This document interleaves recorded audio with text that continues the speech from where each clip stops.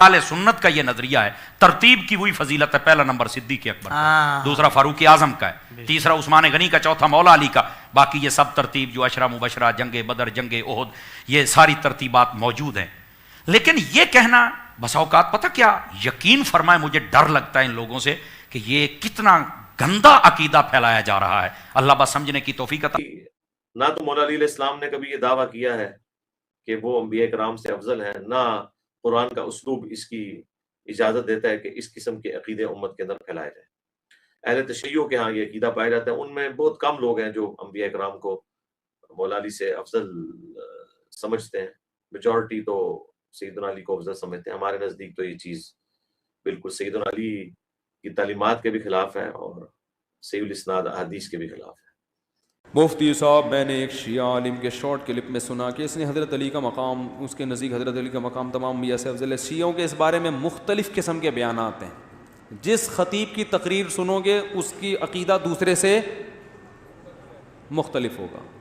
تو وہ ان کا مسئلہ ہے کہ مفتی رفیع رسالت ہے، کائنات کا وجود، انبیاء کا تذکرہ، یہ تو قرآن نے انبیاء کا خود تذکرہ کیا ہے کہ ہم نے ان کو سب سے زیادہ اہتمام سے قرآن پیغمبروں کا تذکرہ کرتا ہے۔ تو اس سے پتہ چلتا ہے قرآن کی نظر میں پیغمبروں کا مقام سب سے اونچا ہے، بہت زیادہ اہتمام سے قرآن نے پیغمبروں کا تذکرہ کیا ہے۔ جہانوں سے سیدنا علی رضی اللہ تعالیٰ عنہ افضل ہیں اور عالمین سے افضل ہیں، جبکہ یہ عقیدہ کفری عقیدہ ہے اور یہ ضروریت دین کا انکار ہے۔ مسلمانوں کا اجماعی قطعی مجمع علیہ عقیدہ ہے کہ کوئی غیر نبی انبیاء علیہم الصلوات و تسلیمات سے افضل نہیں ہو سکتا۔ انسانوں میں انبیاء علیہم الصلوات و تسلیمات اللہ رب العزت کے منتخب کردہ افراد ہیں، جس کو اللہ نے نبوت کا مقام اور منصب دیا ہے۔ یہ بتائیے کہ کیا غیر نبی کی انبیاء سے افضل ہو سکتا ہے؟ نبی علیہ الصلوۃ والسلام کو نے فرمایا علی منی وانا منہ۔ آپ کتاب دیجئے، نبی کا قول دکھائیے مرفوع کہ اے علی تم عیسیٰ سے افضل ہو، مگر ملا باقر مجلسی نے مصرح کر دیا ہے کہ انبیاء سے تقابل نہیں ہو سکتا، کیونکہ انبیاء جو ہوتے ہیں وہ نبی کو فرشتوں کو دیکھتے ہیں، سنتے بھی ہیں اور اللہ سے بلا واسطہ کلام کرتے ہیں۔ یہ صفت مولا علی میں نہیں ہے، اس کو ملا باقر مجلسی کتاب معتبر میں کتاب لے کے آتا ہوں، مجھے کتاب لانے کی ضرورت ہے، کتاب نکالیے کتاب نکالیے۔ اوکے آیات القرآن، کیونکہ یہ معصوم ہے اور ان کے خلیفہ، ان کے جانشین کا ان کا علم نبی صلی اللہ علیہ وسلم کے علم سے ہے۔ یہ کتاب ہے بحار الانوار، جلد نمبر 26، ملاحظہ فرمائیے، بحار الانوار جلد نمبر 26، چاپ دار احیاء التراث العربی، یہاں پر صفحہ نمبر 267 میں، 267 جلد نمبر 26، باب تفضیلہم علیہم السلام علی الانبیاء وعلی جمیع الخلق، ائمہ طاہرین علیہم السلام کی افضلیت، ان کی تفضیل یعنی ان کی افضلیت تمام انبیاء پر اور تمام خلائق پر، وَأَخْذُ مِيثَاقِهِمْ عَنْهُمْ وَعَنِ الْمَلَائِكَةِ وَعَنْ سَائِرِ الْخَلْقِ، اور اللہ تعالیٰ نے میثاق اخذ کیا ہے، وعدہ لیا ہے انبیاء سے اور ملائکہ سے اور تمام خلق سے کہ ان کی اتباع کرو، ان کی طاعت کرو، ان کی تقدیس کرو اور ان کی تعظیم کرو۔ ان کی تعظیم کرو ائمہ طاہرین علیہم السلام سے۔ وَإِنَّ أُولِي الْعَزْمِ إِنَّمَا صَارُوا أُولِي الْعَزْمِ بِحُبِّهِمْ صلوات اللہ علیہم، اور جو انبیاء اولی العزم من الرسل ہیں، حضرت نوح علیہ السلام، ابراہیم علیہ السلام، عیسیٰ علیہ السلام، موسیٰ علیہ السلام، یہ جن کو شریعت میں لیا، یہ اولو العزم اسی لیے بنے ہیں کہ ان کا حب بہت زیادہ تھا اہل بیت طاہرین علیہ السلام کے لیے۔ اچھا، پورا باب ہے، اس میں احادیث بہت زیادہ ہیں، ایک حدیث نہیں ہے۔ پہلی حدیث کتاب تفسیر علی ابن ابراہیم سے روایت کرتے ہیں امام صادق علیہ السلام سے کہ موسیٰ علیہ السلام نے اللہ تعالیٰ کے بارگاہ میں اس نے مناجات کیا، انی لا اقبل الصلاۃ الا ممن تواضع کان مما ناجى اللہ موسیٰ نے، اللہ نے موسیٰ علیہ السلام سے خطاب کیا کہ میں نماز صرف اس شخص سے قبول کرتا ہوں جو میرے عظمت کے لیے وہ تواضع کر دے، وَأَلْزَمَ قَلْبُهُ الْخَوْفِ، اور اس کے دل میں میرا خوف ہمیشہ ہو، وَقَطَعَ نَهَارَهُ بِذِكْرِي، اور ہمیشہ اپنا دن میرے ذکر میں گزار دے، وَلَمْ يُبِتْ مُصِرًّا عَلَى خَطِيَّةٍ، اور رات اس کا گزرے جبکہ وہ کوئی خطا نہ کرے۔ اچھا، وَعَرَفَ حَقَّ أَوْلِيَائِي وَأَحِبَّائِي، اور میرے اولیاء اور احباء کا حق وہ قبول کرے۔ فقال موسیٰ علیہ السلام یا رب تعنی بأولیائک و احبائک ابراہیم و اسحاق و یعقوب، یا اللہ تو کیا تیرا مقصد یہی ہے کہ اولیاء اور احباء سے تیرا مقصود ابراہیم اسحاق یعقوب میرے آبا ہیں؟ قال ہم کذالک، اللہ نے فرمایا کہ ابراہیم اسحاق یہ میرے اولیاء اور احباء ہیں. الا انی اردت بذلك من اجلہ خلقت آدم وحواء ومن اجلہ خلقت الجنة والنار. بلی لیکن یہ وہ نہیں ہے جن کہ میں نماز کی قبولی کا شرط ہو، یہ وہ نہیں ہے. جن کے نماز کی قبولی کا شرط ہے ان کی محبت، وہ کون ہے؟ وہ جس کے لیے میں نے جنت و نار خلق کیا، اور جن کے لیے جن کی محبت میں نے آدم و حوا کو خلق کیا، وہ ہیں. فقال ومن هو یا رب، اس نے عرض کیا کہ وہ کون ہے، یہ وہ کون ہے کہ جو ان سے بھی افضل ہیں. ابراہیم علیہ السلام اور یعقوب علیہ السلام سے افضل ہیں، جنت و نار انہی کے لیے خلق کیا ہے، آدم و حوا انہی کے لیے، پوری خلقت انہی کے لیے، وہ کون ہے؟ فقال، اللہ نے فرمایا محمد احمد صلی اللہ علیہ وآلہ وسلم، صلی اللہ علیہ وآلہ وسلم، صلی اللہ علیہ وآلہ وسلم.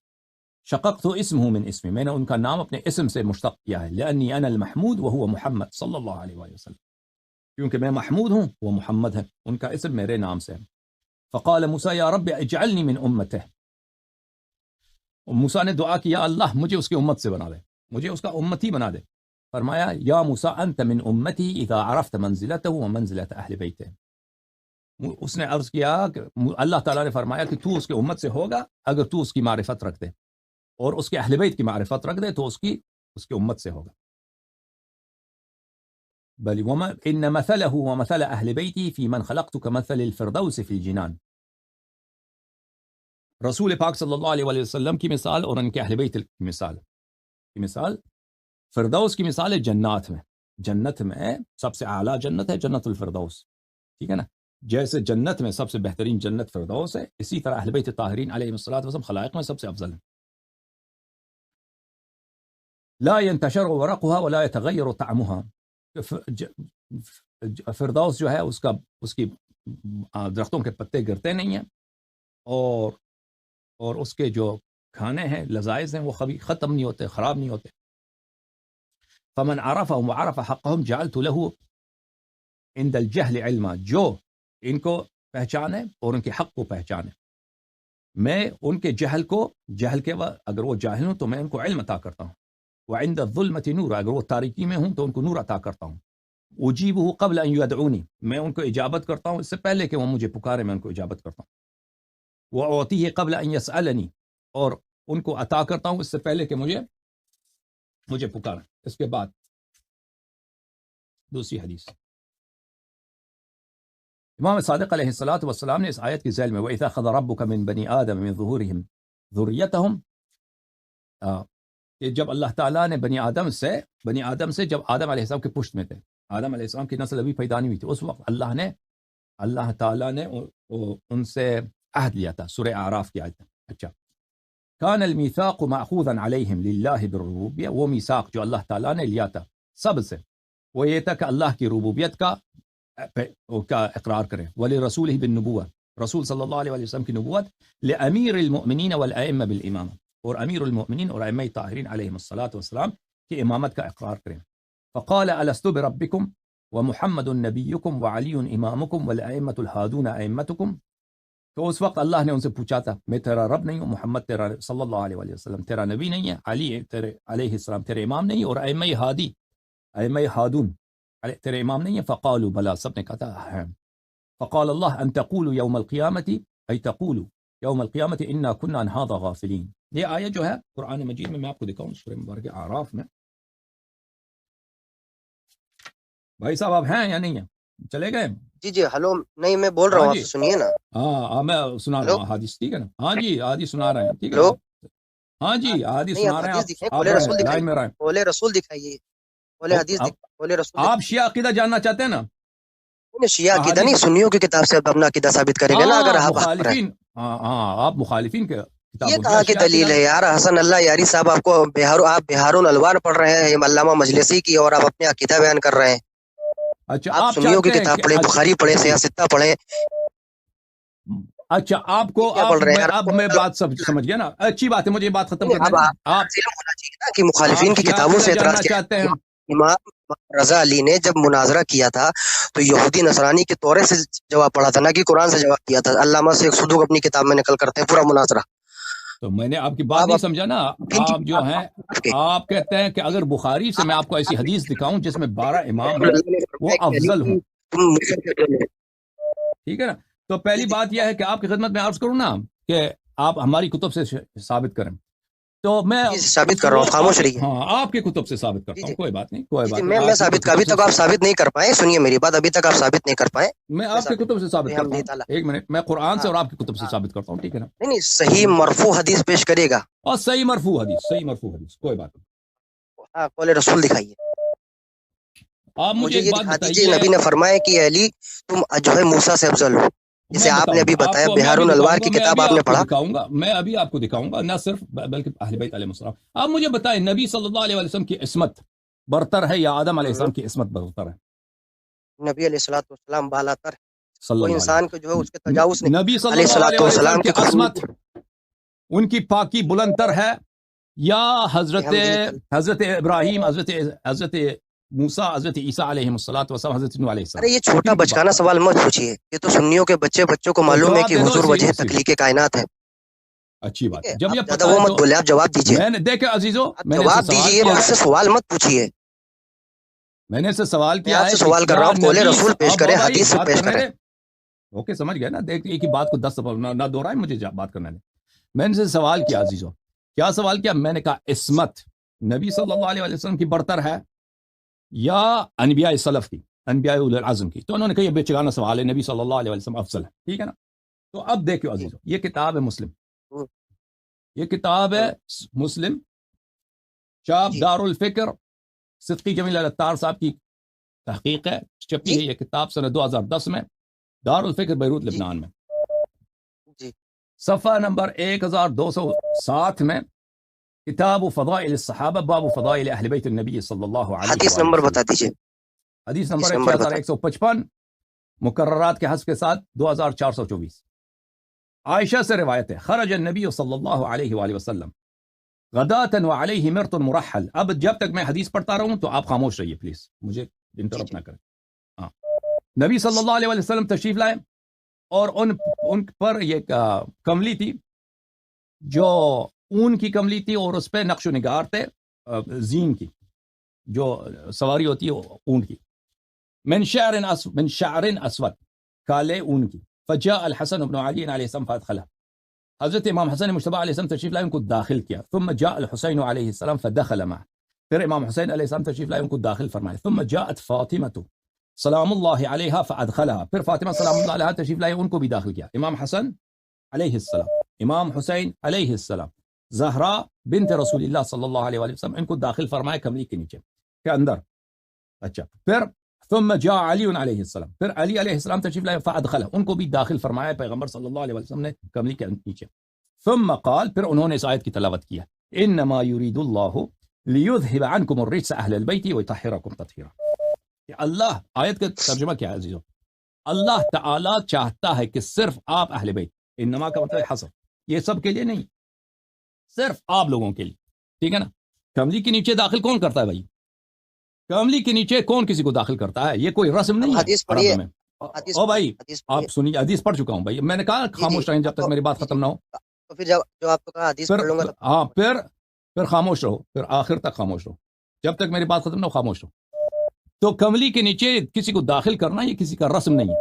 یہ نبی صلی اللہ علیہ وسلم کا نہ کوئی پیشہ تھا، یا عرب میں کوئی ایسا پیشہ ہو کہ کسی بچوں کو کملی کے نیچے داخل کرو، ٹھیک ہے نا. بالخصوص کہ آپ کی بیٹی کی شادی ہو چکی ہے، داماد بڑا آدمی ہے، شادی ہو چکا ہے، ان کو کملی کے اندر داخل کرو، ٹھیک ہے نا. اور یہ کوئی عرب میں جو ہے کوئی سردی بھی نہیں ہے، تو وہاں پہ سردی ہوتی ہو، اتنی سخت سردی ہے، سب کو کملی کے نیچے داخل کرتے. اگر کملی کے نیچے داخل کرنا کوئی رسم ہوتا تو اپنی بیویوں کو بھی داخل کرتے، ان کے لیے بھی آیت تطہیر پڑھتے، ٹھیک ہے نا. تو یہ کس لیے رسول پاک صلی اللہ علیہ وآلہ وسلم کملی کے اندر داخل فرماتے ہیں؟ دیکھو عزیزو، یہ امت کو بتانے کے لیے، یہ حصر بتانے کے لیے، کیونکہ آیت میں اہل بیت کا ذکر ہے، اور اس وقت کمرے میں اور بھی لوگ ہوں گے، وہ بھی ادعا کریں گے کہ ہم بھی رسول پاک صلی اللہ علیہ وسلم کے پاس ہم لوگ بیٹھے تھے، ہم بھی بیٹھے تھے وہاں پہ، فرشتہ پاک بیٹھے تھے، پھر ہم بھی بیٹھے تھے. تو رسول پاک صلی اللہ علیہ وسلم نے آیت کی تلاوت کی. ٹھیک ہے نا. اگر اس طرح ہوتا کہ مسجد میں اس طرح آیت کی تلاوت کرتے یا گھر میں کرتے, کمرے میں کرتے, باغ میں کرتے نا, تو حصر ثابت نہیں ہوتا. کہ یعنی یہ صفات, یہ فضیلت ان کے لیے دوسروں کے لیے نہیں ہے, یہ ثابت نہیں ہوتا. ٹھیک ہے نا. وہ بھی ادعا کرتے, ہم تھے وہاں پہ, انہوں نے, ہم بھی کمرے میں تھے, حجرے میں ہم بھی تھے, بیت میں ہم بھی تھے, انہوں نے یہ تلاوت کی. ٹھیک ہے نا. تو رسول پاک صلی اللہ علیہ وسلم نے ایسا عمل انجام دیا تو بہت عجیب ہے کہ ایک شخص, خود ان کی عمر بہت ہے, ہجرت کے وقت ان کی عمر مبارک تھی 53 سال. اب ہجرت کے بعد یہ واقعہ پیش آیا. ٹھیک ہے نا. امام حسن امام حسین علیہ السلام کی پیدائش کے بعد, امام حسین علیہ السلام کی پیدائش سنہ 4-5 ہجری کی ہے. اس کے بعد یعنی رسول پاک صلی اللہ علیہ وسلم کے عمر کے اواخر میں سنہ 57 وغیرہ 57 کی عمر ہے, یا 56-57 کی عمر ہے, کم از کم اتنا عمر ہے. اور ان کی داماد ہے, بیٹی ہے, شادی شدہ, سب کو وہ کملی کے نیچے داخل کرتے ہیں. پھر اس آیت کی تلاوت کرتے ہیں. آیت کیا کہہ رہا ہے دوستو عزیزو؟ آیت کہہ رہا ہے صرف انما کا مطلب ہے حصر, یہ صرف آپ لوگوں کے لیے, کسی اور کے لیے نہیں ہے. یرید اللہ, اللہ کا ہمیشہ سے ارادہ ہے, اور اللہ جو ارادہ کرتا ہے کسی کو, اس کو کوئی روکنے والا نہیں. لیذھب عنکم الرجس اہل البیت, کہ اہل البیت, یہ اس میں بھی حصر ہے کہ صرف آپ اہل بیت میں سے, صرف آپ اہل بیت میں سے تم ہر قسم کی پلیدی کو دور کریں. وَيُطَهِّرَكُمْ تَطْهِيرًا, وہ آپ کو پاک اور پاکیزہ بنائے, پاک اور پاکیزہ بنائے. ٹھیک ہے نا. یہ آیت کا شان نزول کون ہے؟ شان نزول واضح ہے, اب جس کے لیے رسول اللہ صلی اللہ علیہ وسلم نے تلاوت کی وہ معلوم ہے. ٹھیک ہے نا. اور جو ترتیب قرآن ہے, وہ ترتیب قرآن کوئی دلیل نہیں ہے کہ وہ رسول پاک صلی اللہ علیہ وسلم سے. اس سیاق و سباق کی جو ہم نے جواب بہت دیا کہ سیاق و سباق وہ ان لوگوں کی دلیل ہے جو قرآن سے استدلال کرتے ہیں, جو نہایت یا جاہل ہیں یا متجاہل ہیں. ان کو پتہ ہے کہ قرآن کی ترتیب جو ہے ترتیب نزول نہیں ہے, اور اس کے علاوہ قرآن میں بہت سارے آیات ہیں کہ صدر آیا کسی سے خطاب ہے, ذیل آیا کسی سے خطاب ہے, صدر آیا کسی موضوع پر ہے, ذیل آیا کسی اور موضوع پر ہے. یہ تو بہت ہوتا ہے قرآن مجید میں. ٹھیک ہے نا. تو یہ کوئی دلیل, ترتیب سیاق و سباق کو یہاں پہ اس مقام پہ کوئی دلیل نہیں ہے.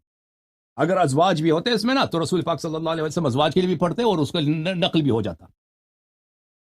تو یہ آیت رسول پاک صلی اللہ علیہ وسلم نے ان کے لیے پڑھا ہے. اور اس میں کون شامل ہے؟ سب سے پہلے رسول اللہ صلی اللہ علیہ وسلم. کہ اللہ تعالیٰ فرماتا ہے کہ میں آپ سے ہر پلیدی کو دور کروں گا اور آپ کو پاک, نہایت پاکیزہ بناؤں گا. تو ابھی اس شخص نے خود کہا ہے کہ نبی صلی اللہ علیہ وسلم کی عصمت جو ہے, خوب یاد رکھیے کہ عصمت ہے فوق عصمت بقیہ انبیاء. نبی صلی اللہ علیہ وسلم کی, اس نے کہا یہ بچے کا نا سوال ہے, نبی صلی اللہ علیہ وسلم کی عصمت ابراہیم علیہ السلام کی عصمت سے برتر ہے. نبی صلی اللہ علیہ وسلم کی پاکی, ان کی عصمت, ان کی طہارت حضرت موسیٰ علیہ السلام, حضرت عیسیٰ علیہ السلام, حضرت نوح علیہ السلام, باقی انبیاء سے برتر ہے. لیکن آیت دیکھیے, یہ جو طہارت ہے, یہ جو پاکی ہے, یہ جو عصمت ہے, یہ ہر رجس سے دور ہونا ہے, یہ جو خصیصہ ہے, نبی صلی اللہ علیہ وسلم کا مساوی کون ہے اس آیت میں؟ اس کا مساوی کون ہے مجھے بتائیے. واضح ہے, واضح ہے. اگر ایمان ہے, اگر تعصب نہیں ہے, تو اس کا مساوی کون ہے؟ امیر المؤمنین علیہ السلام ہے. اس کا مساوی فاطمہ زہرا سلام اللہ علیہ, اس کا مساوی امام حسن علیہ السلام ہے, اور اس کا مساوی امام حسین علیہ السلام. تو اگر نبی کریم صلی اللہ علیہ وسلم کے لیے یہ آیت نازل ہے کہ لیذھب عنکم الرجس, اللہ خود ہر طرح کی پلیدی آپ سے دور کرے گا اور یطہرکم تطہیرا, آپ کو پاک و پاکیزہ بنائے گا. اور نبی صلی اللہ علیہ وسلم کی جو عصمت ہے, جو پاکیزگی ہے, وہ سب انبیاء سے برتر ہے. جو اس صفت میں اس کا مساوی ہوگا, اس کا شریک ہوگا, یعنی وہی تطہیر جو نبی کے لیے, وہی تطہیر امیر المؤمنین علیہ السلام کے لیے صلی اللہ علیہ وآلہ, وہی تطہیر جو نبی صلی اللہ علیہ وآلہ وسلم کے لیے, وہی زہرا سلام اللہ علیہ اور ان کے دونوں فرزندوں کے لیے. ٹھیک ہے نا, دونوں فرزندوں کے لیے وہی تطہیر. ان سب تطہیر میں سب شامل, اذہاب الرجس میں کہ پلیدی ان سے دور ہو, اس میں یہ ایک جیسے ہیں. تو ثابت یہ کیا ہوا؟ اس نے کہا صحیح حدیث دکھاؤ, ہمارے اپنے کتب سے دکھاؤ. آپ اپنے کتب سے دکھایا. عصمت نبی صلی اللہ علیہ وسلم تم نے خود اقرار کیا ہے فوق عصمت انبیاء. ٹھیک ہے نا. تو ثابت ہوا کہ ائمہ طاہرین علیہ السلام کی پاکیزگی, ان کی عصمت اس انبیاء علیہ السلام کی عصمت سے برتر و بالاتر ہے. اب جواب دے دو, رد کرو. جی اب میں بول رہا ہوں, سن رہے ہیں آپ؟ جی جناب. آپ نے میری آواز کو میوٹ کر دیا, پہلی بات تو آپ لوگ میری بات سنتے نہیں.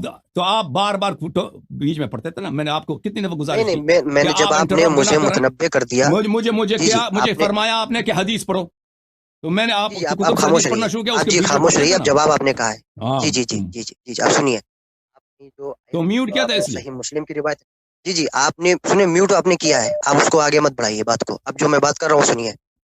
بے حمدی تعالیٰ آپ نے جو صحیح مسلم کی جو عبارات آپ نے پیش کی ہے, کسی کا شک و شبہ نہیں, حضور صلی اللہ تعالی وسلم کو, حضور صلی اللہ تعالی وسلم نے اہل بیت علیہ السلام کو خاص فرمایا, اس میں کسی کا انکار نہیں. نبی علیہ الصلوۃ والسلام نے اپنی چادر میں تطہیر کے اندر پنجتن پاک کو شامل کیا, اس میں کسی کو شبہ نہیں ہے, اور آپ نے ان کو افضل قرار دیا, اس میں کوئی شبہ نہیں.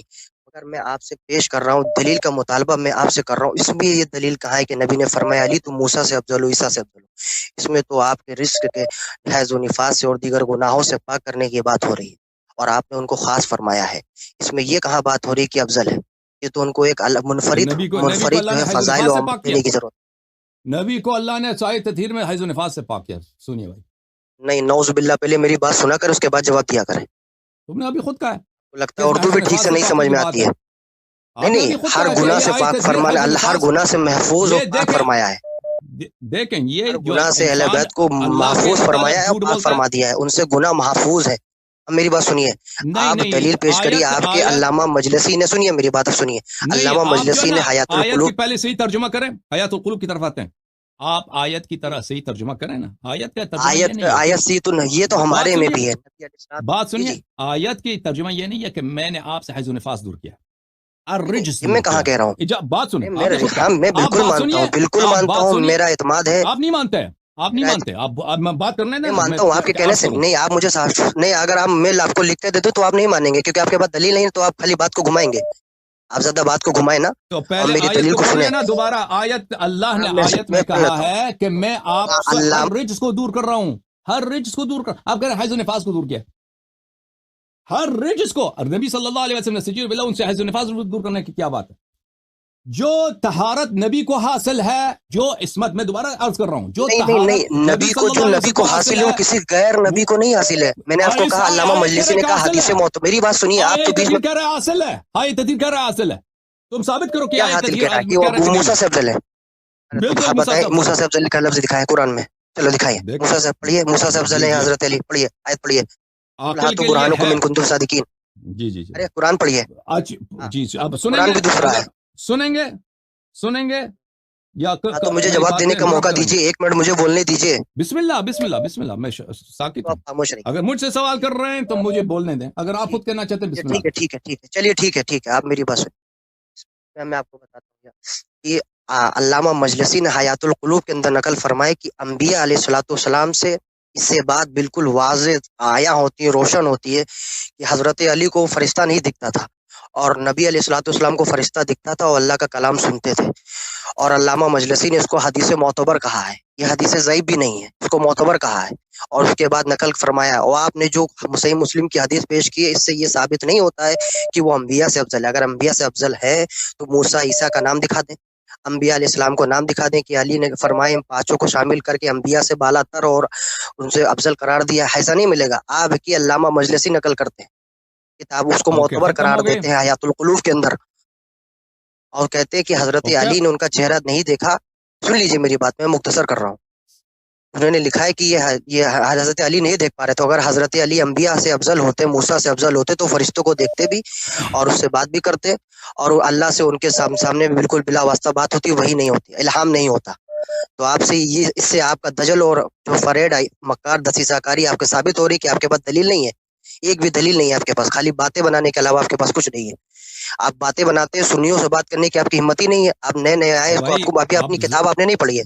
آپ تمیز سے بات کریں پلیز.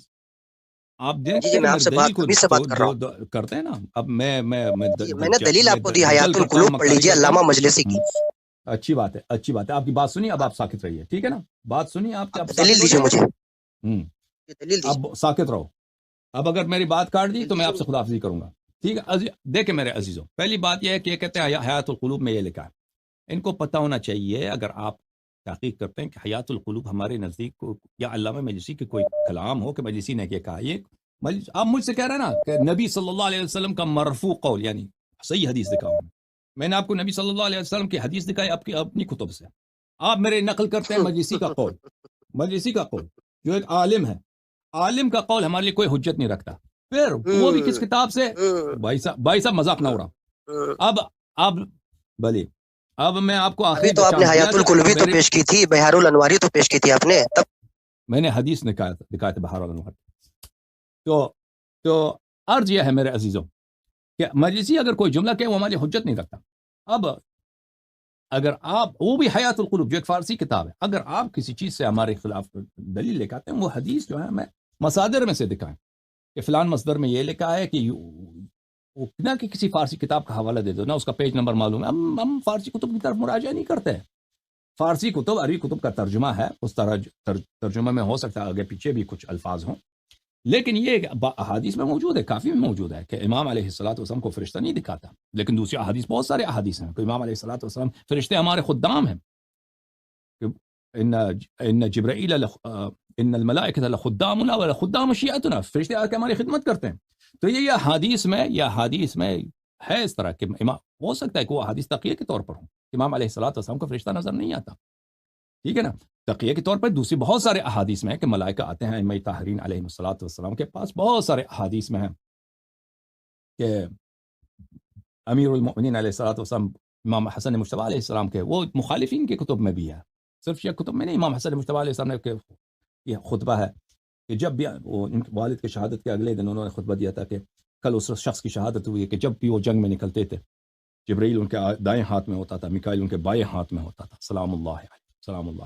تو یہ حدیث میں تو اس طرح بہت ہے کہ ابھی میں نے آپ کو حدیث دکھایا کہ سب ملائکہ سے ان سے عہد لے لیا اللہ تعالیٰ نے عہد لے لیا کہ تم ایمان لاؤ امیر المؤمنین علیہ الصلوۃ والسلام اور ائمہ طاہرین علیہ السلام سے. تو اگر کوئی ایسی حدیث مل جائے کہ کہہ دے کہ ہم ملائکہ کی بات سنتے ہیں لیکن ملائکہ میں نظر نہیں آتا، تو اس کا ہم یہی کریں گے کہ یہ تقیہ کے طور پر ہے، کیونکہ ان کی جو افضلیت ہے وہ ملائکہ پہ وہ ثابت ہے.